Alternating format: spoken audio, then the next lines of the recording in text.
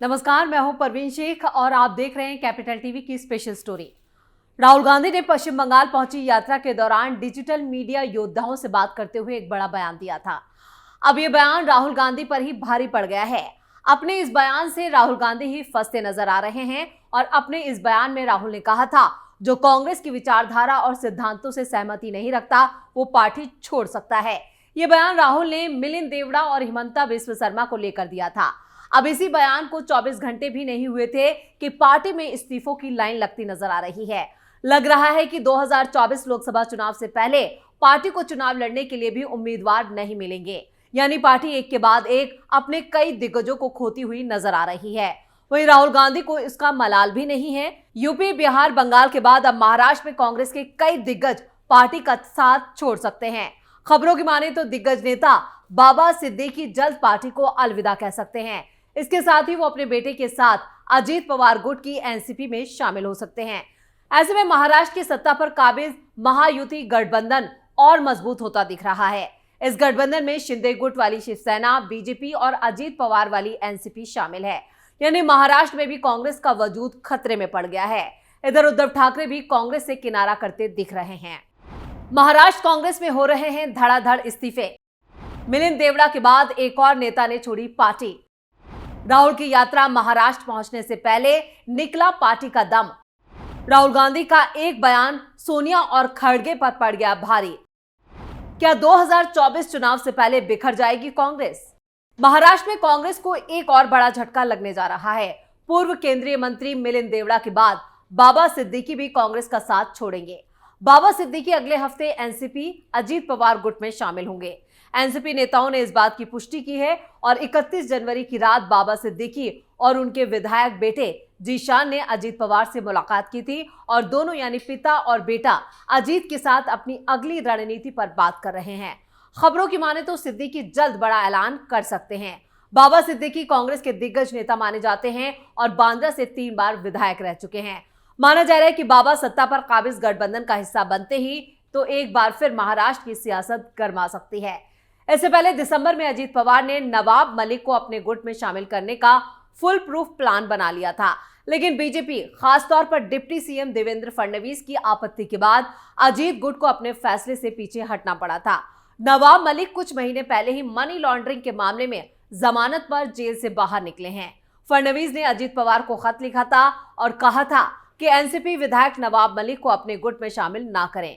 फडणवीस का कहना था, नवाब मलिक को अभी सिर्फ मेडिकल आधार पर जमानत मिली है, वो दोष मुक्त नहीं हुए हैं। ऐसे में उनका गठबंधन में रहना उचित नहीं होगा। हालांकि उनसे हमारी कोई व्यक्तिगत दुश्मनी नहीं है, लेकिन हमारी राय स्पष्ट है कि जब उन पर ऐसे आरोप हैं तो उन्हें अपने गठबंधन का हिस्सा बनाना सही नहीं है। देवेंद्र फडणवीस के विरोध के बाद अजीत पवार ने अपना इरादा बदल लिया था। जानकारों का कहना है कि अजीत गुट को अपनी पार्टी एनसीपी में मुंबई के लिए एक कद्दावर मुस्लिम चेहरे की जरूरत थी। नवाब मलिक की एंट्री नहीं हो पाने से अजीत गुट ने नए चेहरे की तलाश जारी रखी और अब बाबा सिद्दीकी के रूप में ये तलाश पूरी हो गई है, या कहें ये जल्द पूरी हो जाएगी। बाबा सिद्दीकी की अपने इलाके में जितनी जनता के बीच पकड़ है, उतनी ही बॉलीवुड के सितारों के बीच भी पैठ है। वो हर साल मुंबई में रमजान के मौके पर एक बड़ी इफ्तार पार्टी करते हैं और उसमें बड़े बड़े बॉलीवुड स्टार जैसे सलमान खान, शाहरुख खान समेत कई बड़ी हस्तियां शिरकत करती हैं और उनकी ये जो इफ्तार पार्टी है वो काफी सुर्खियों में रहती है। बाबा सिद्दीकी का बेटा जीशान इस वक्त मुंबई की बांद्रा सीट से विधायक है और मुंबई में युवा कांग्रेस के अध्यक्ष हैं। यानी बाबा सिद्दीकी को लेकर अब यहां पर अजीत पवार ने एक फुल प्रूफ प्लान बना लिया है, यानी अब जल्द ही उनकी भी एंट्री एनसीपी में हो सकती है और ये तलाश, जो एक मुस्लिम चेहरे की तलाश थी, वो अब पूरी हो गई है। ईडी के रडार पर हैं बाबा सिद्दीकी। क्या बाबा सिद्दीकी को लेकर बीजेपी देगी सहमति? क्या ईडी के डर से पाला बदलने को मजबूर हैं बाबा सिद्दीकी?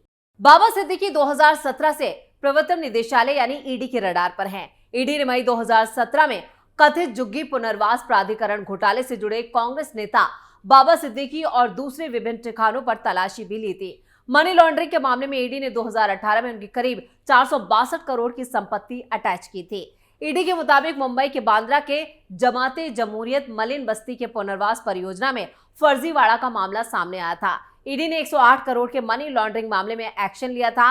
यह मामला साल 2012 में मुंबई के एक स्थानीय थाने में दर्ज किया गया था उसी मामले को आधार बनाते हुए ईडी ने यह मनी लॉन्ड्रिंग के तहत जांच शुरू की थी। तो चलिए ये भी बता देते हैं कि कौन है बाबा सिद्दीकी।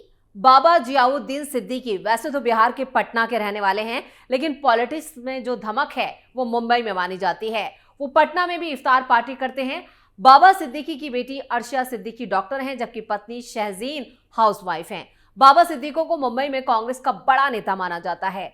बांद्रा पश्चिम सीट पर खासा दबदबा है। वो वहां से 3 बार से विधायक चुने गए। इसके अलावा खाद्य और नागरिक आपूर्ति राज्य मंत्री भी रह चुके हैं। महाराष्ट्र आवास और क्षेत्रीय विकास प्राधिकरण के मुंबई डिवीजन के अध्यक्ष भी रह चुके हैं। 2014 में बीजेपी उम्मीदवार से हार गए थे बाबा सिद्दीकी। बाबा सिद्दीकी ने अपने पॉलिटिकल करियर की शुरुआत एक छात्र नेता के रूप में की। बाबा पहली बार मुंबई नागरिक निकाय में नगर सेवक के रूप में चुने गए। वो 1999, 2004 और 2009 में बांद्रा सीट से महाराष्ट्र विधानसभा के लिए चुने गए। 2014 के विधानसभा चुनावों में बाबा को मुंबई के बीजेपी अध्यक्ष आशीष शेलार ने हराया था। बाबा सिद्दीकी की अगर बात की जाए तो बाबा सिद्दीकी के जो पिता थे वो बांद्रा में वॉच मेकर का काम किया करते थे, यानी घड़ियां ठीक किया करते थे, और बाबा सिद्दीकी भी उनके साथ यानी अपने पिता के हाथ में काम बटाते थे। पढ़ाई के दौरान ही बाबा सिद्दीकी की जो राजनीति में इंटरेस्ट आया और रुचि जागी, उसके बाद उन्होंने पॉलिटिक्स में ऐसी धमक बनाई कि मुंबई में बॉलीवुड के नामचीन सितारे भी बात नहीं टालते। यहां तक कि सालों की दुश्मनी उनकी इफ्तार पार्टी में खत्म हो जाती है। सलमान शाहरुख खान की ऐसे ही एक जमाने में अनबन जो है वो जग जाहिर थी कि इन दोनों के बीच में जो दुश्मनी थी वो काफी पक्की थी।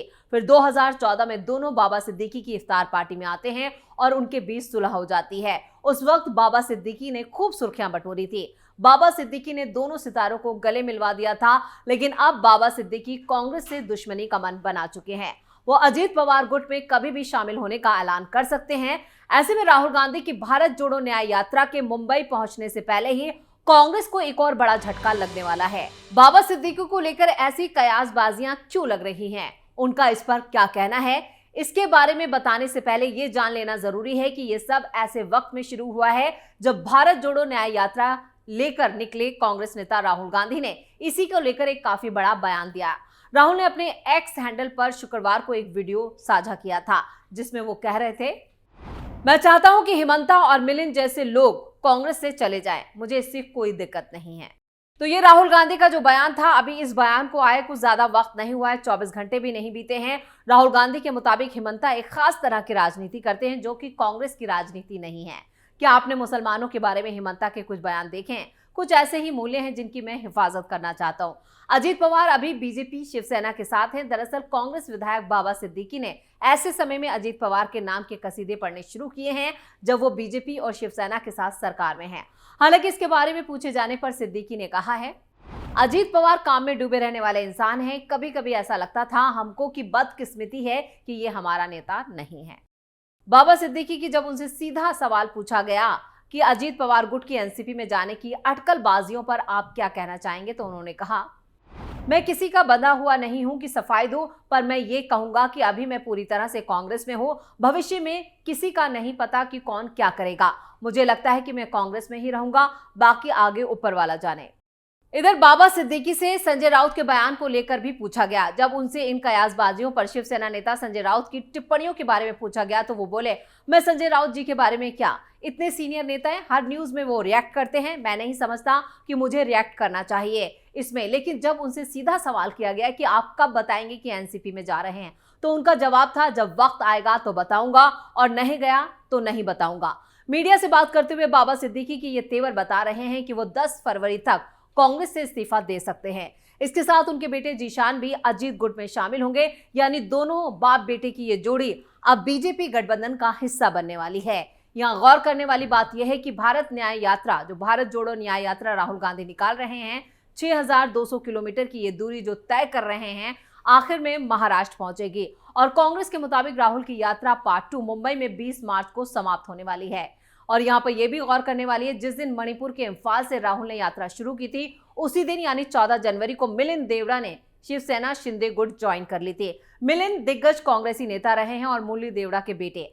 मिलिंद ने इस्तीफे की जानकारी सोशल मीडिया पर दी थी। उन्होंने सोशल मीडिया पर लिखा था, आज मेरे राजनीतिक सफर का एक महत्वपूर्ण अध्याय खत्म हुआ। मैंने कांग्रेस की प्राथमिक सदस्यता से इस्तीफा दे दिया है। इसी के साथ पार्टी के साथ मेरे परिवार का 55 साल पुराना रिश्ता खत्म हो गया। ऐसे में लगता है कि यात्रा के मुंबई पहुंचने से पहले ही कांग्रेस के कई दिग्गज कांग्रेस को छोड़ सकते हैं।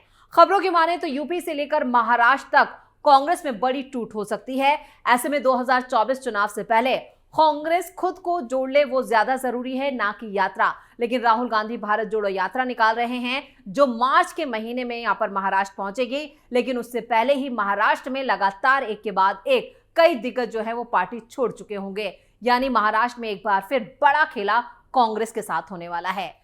इस स्पेशल स्टोरी में इतना ही। वीडियो कैसा लगा नीचे कमेंट बॉक्स में अपनी राय जरूर दें। वीडियो को लाइक करें, शेयर करें और कैपिटल टीवी को सब्सक्राइब जरूर करें। नमस्कार।